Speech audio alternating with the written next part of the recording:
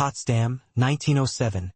As the morning mist curled over the gravel paths of Sanssouci Palace's lesser courtyard, a trowel struck earth just inches from a queen's silk slipper. Queen Adelheid of Prussia stared down, startled. The gardener who had nearly knelt on her hem looked up, dirt-smudged and wide-eyed. "Ah, your majesty," he said, voice low and steady. "Forgive me. I didn't expect anyone in the tulip rose this early." She didn't retreat. "You're the new one," she said, brushing a gloved hand over the pleats of her blue morning dress. "You tend the Queen Mother's iris beds." "Yes," he said, rising slowly, hat in hand. "Tavian Varnett. Assigned here 10 days ago."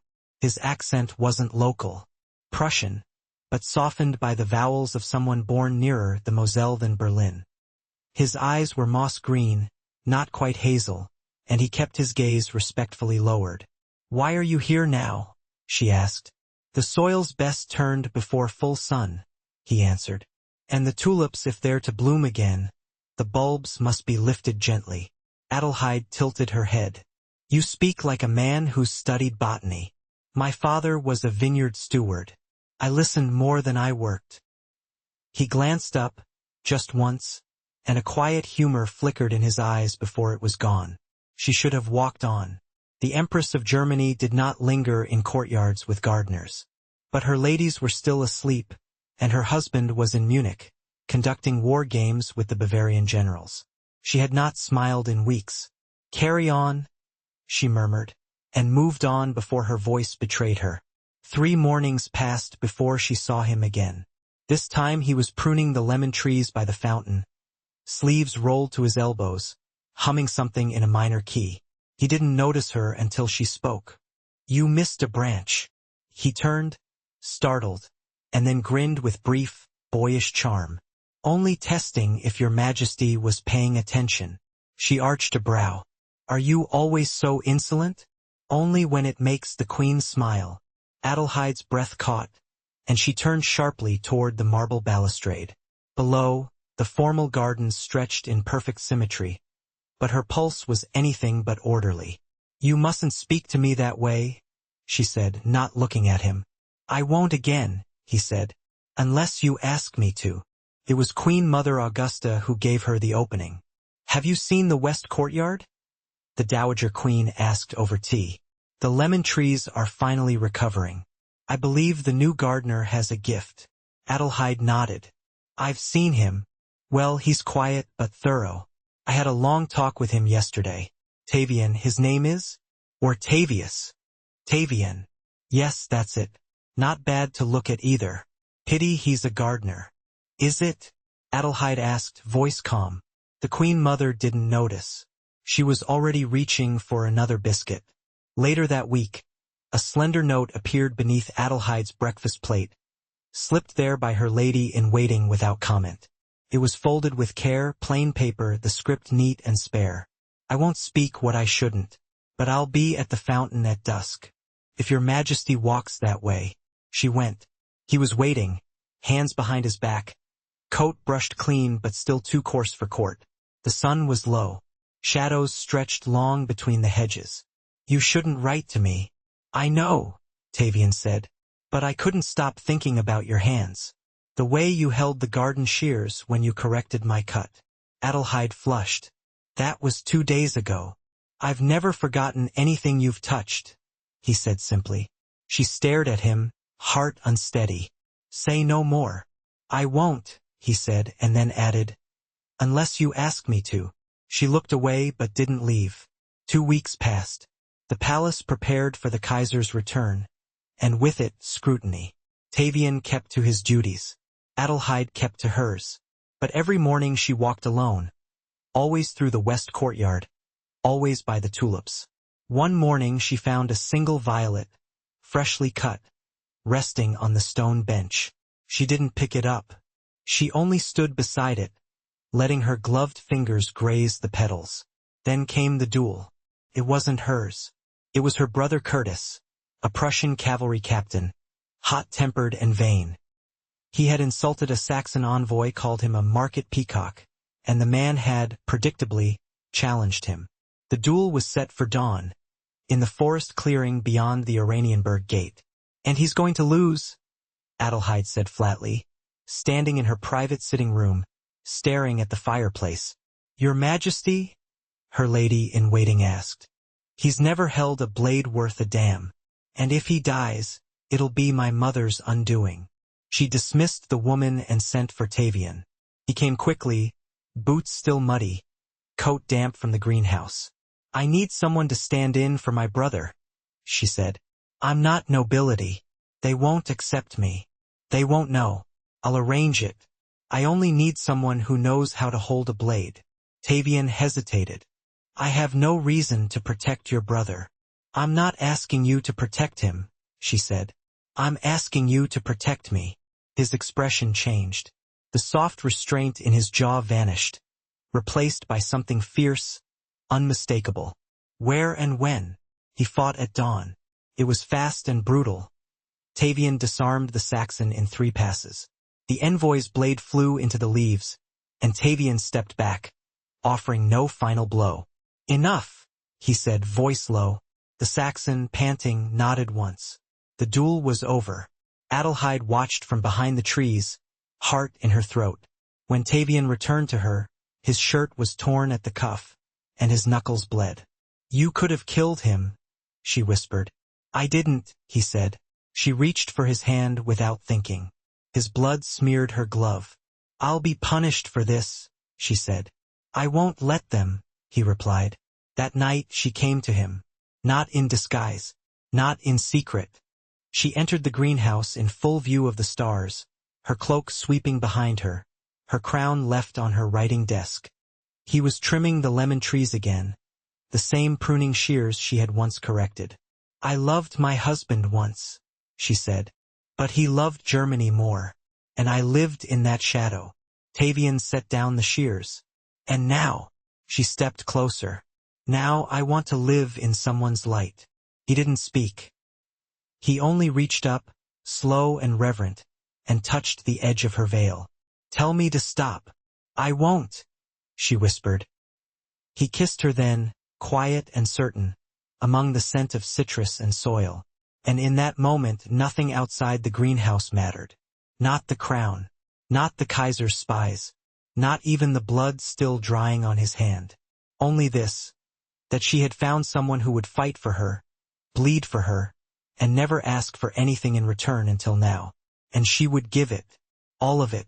Whatever came next. The Kaiser's return colored the air with frost, despite the warmth of early autumn. Officers in Feldgrau uniforms clattered through the palace halls, and the corridors once scented with lemon blossoms now carried the sharp tang of pipe smoke and oiled leather. Adelheid's world narrowed to ceremonial smiles and tightly choreographed silences. Even her walks were observed now, her route hemmed by footmen and the rustle of silk-trimmed skirts. The west courtyard, once hers, now stood under stricter guard. Tavian did not appear there again. She waited. For 3 days, she lingered longer than she should in the library alcove facing the garden gate. She found excuses to pass the Queen Mother's chambers, hoping to catch a glimpse of him through the narrow windows beyond. But there was nothing, no movement, no figure in rough-spun coat, no scent of turned soil drifting on the wind. On the 4th day, a parcel arrived in her private dressing room, wrapped in unmarked canvas. It had been placed beside her mirror, too deliberately for her servants to have done so without guidance. She peeled the cloth back slowly. Inside lay a single glove, hers, the stitching at the wrist still faintly marked by dried blood. Beneath it, a pressed yellow bellflower, fragile but intact, nestled between thin layers of parchment. No note, only the quiet presence of something remembered, returned. She held the glove to her chest, then folded the flower into the pages of her psalter, between Psalm 27 and 28, where fear and longing sat side by side. Later that evening, she summoned her chamberlain. Has the gardener Tavian Varnett been dismissed? The chamberlain frowned. No, your majesty. He requested reassignment to the Charlottenburg grounds. It was granted 3 days past. She lowered her gaze. Send word, I require a detailed report on the condition of the citrus houses there. By hand. Tomorrow. The chamberlain bowed, hesitated. "Shall I have it delivered to your study?" "No," she said. "I will collect it myself." The next afternoon, she stepped from her carriage at the Charlottenburg estate under the pretense of inspecting its autumn preparations.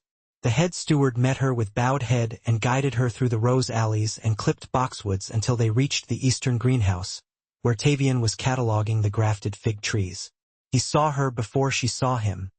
His hands paused over a wooden crate of saplings, and for a moment he didn't move. Then he straightened, bowed once, and waited.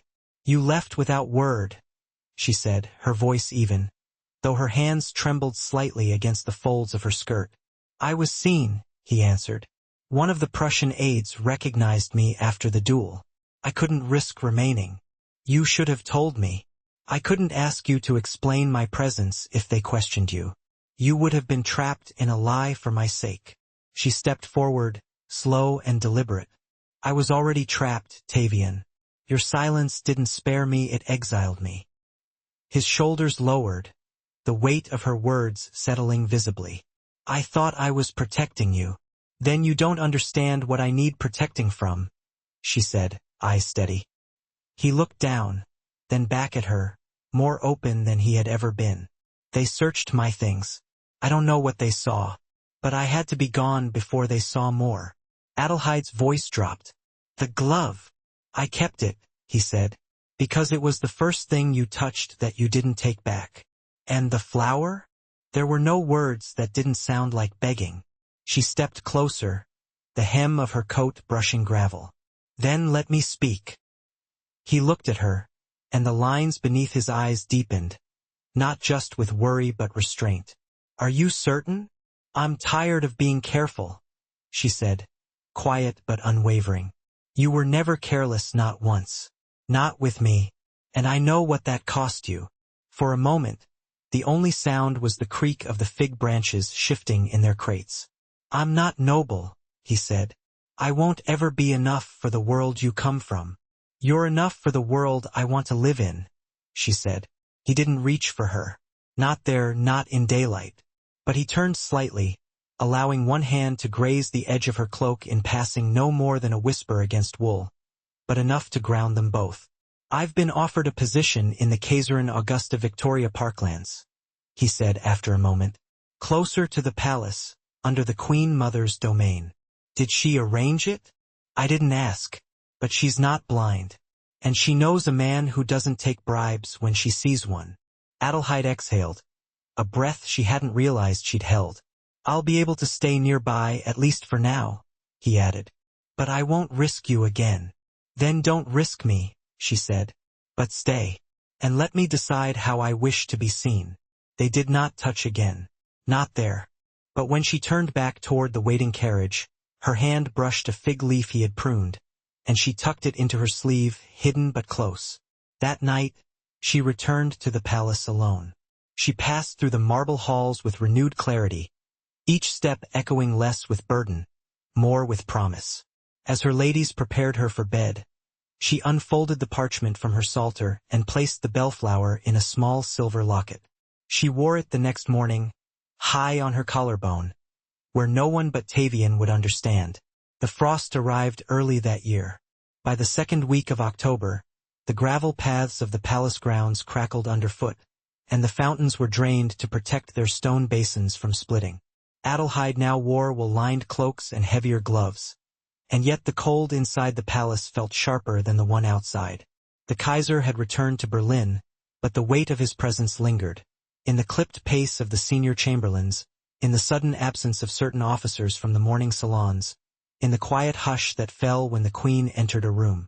Tavian had resumed his duties in the Kaiserin's parklands, and though their circles remained separate, Adelheid began finding small traces of him scattered through her days. A sprig of fennel tied to the basket of figs gifted to the Queen Mother. A pair of new saplings planted just outside the music room's tall windows, ones she hadn't requested, but whose scent reminded her of a hillside in the Rhineland. There was never a note, never a sign. But she knew. One morning, just after Mass, she entered the conservatory to find an envelope resting under her psalm book. Not sealed, only tucked between the pages.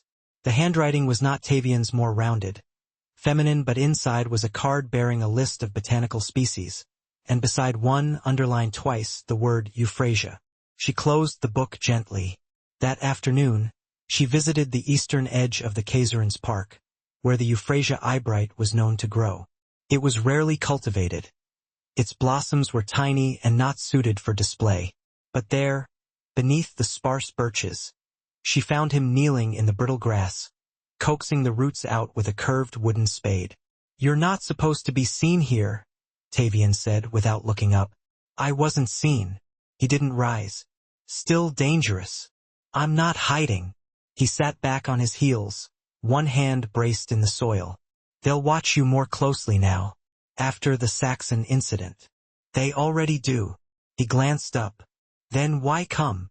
"I wanted to understand what you meant by choosing this flower." He rose slowly, brushing his palms against his coat. "It thrives in poor soil, barely visible, but it binds the roots of other plants, keeps the ground from washing away." Adelheid looked down at the cluster of white petals. "And you think that's what I need?" "No," he said. "I think that's what you've been." She turned her face away, not to hide, but to breathe. "I can't keep leaving tokens," he said. "It's too easy to trace." "I know. You came anyway." "I did." They stood in silence, the birch leaves dropping like coins around them. "Do you remember the way you looked at me after the duel?" she asked. He nodded once. "I didn't know it then," she continued, "but that was the moment I stopped fearing what this could mean." Tavian stepped closer, not touching her, but near enough she could feel the warmth of his breath in the cold air. "I've built my life around silence," she said, "but your presence has made it loud in my chest." His brow furrowed faintly. "You're trembling." "Not from cold." He reached slowly, his fingers brushing the edge of her sleeve. "Then let me steady you."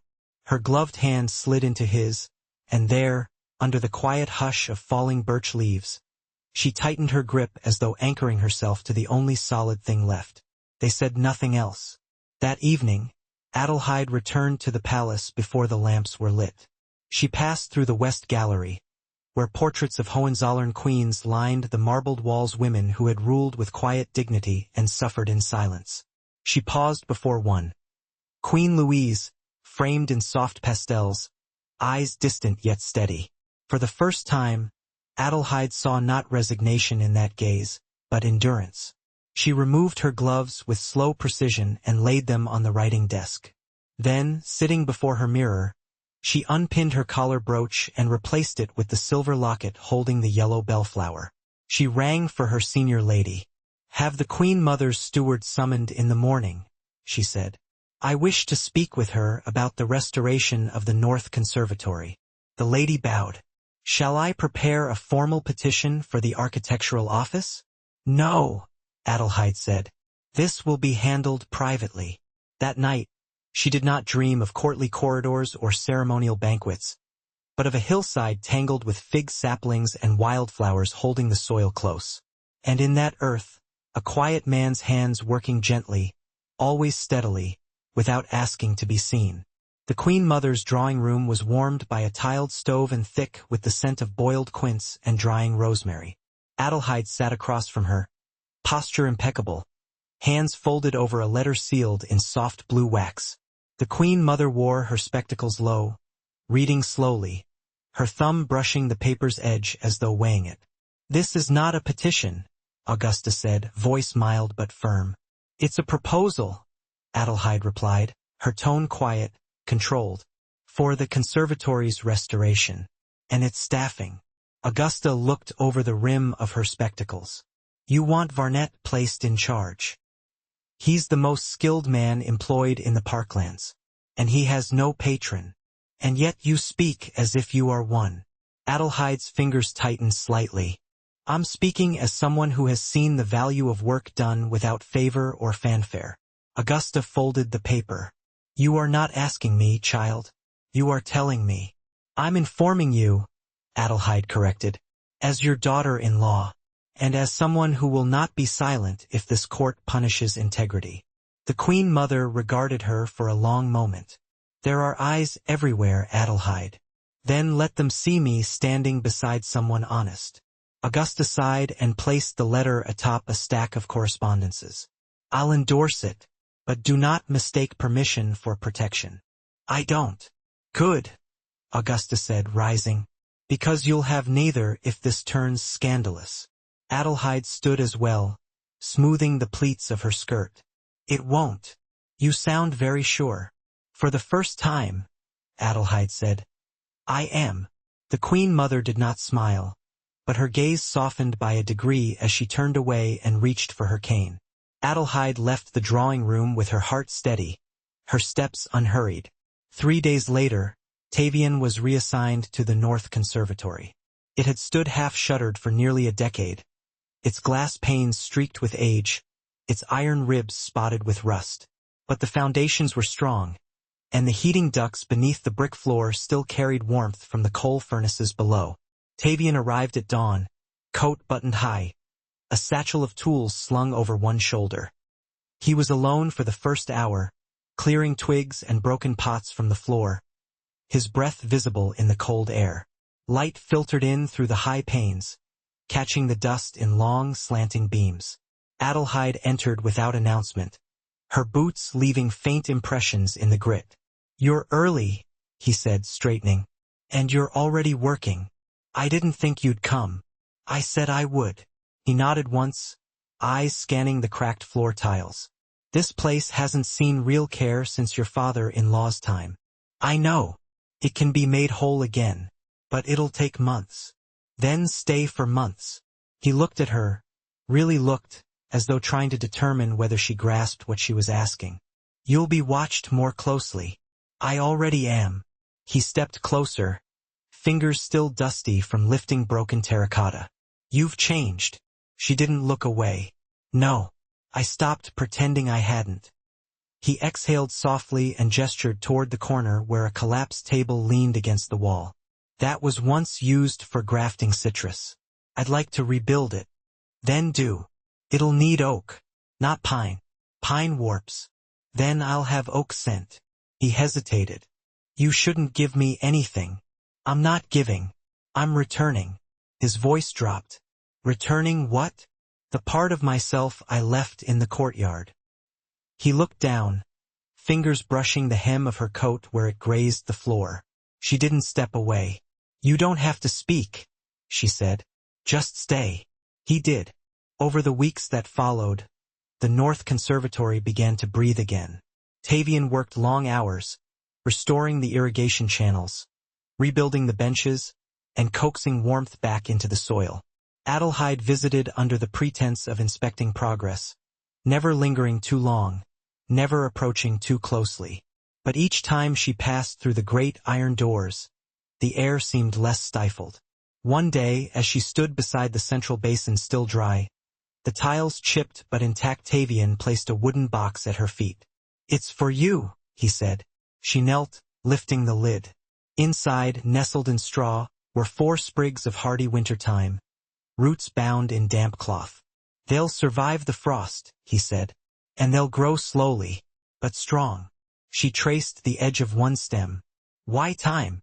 Because it's not beautiful, but it holds its ground, and it feeds what others forget. She looked up. I can't give you roses, he said, but I can give you this. She rose and stepped toward him, closing the space slowly. I don't want roses. He reached for her hand, bare beneath her cloak, and pressed it to his chest. Then take this, he whispered. She did.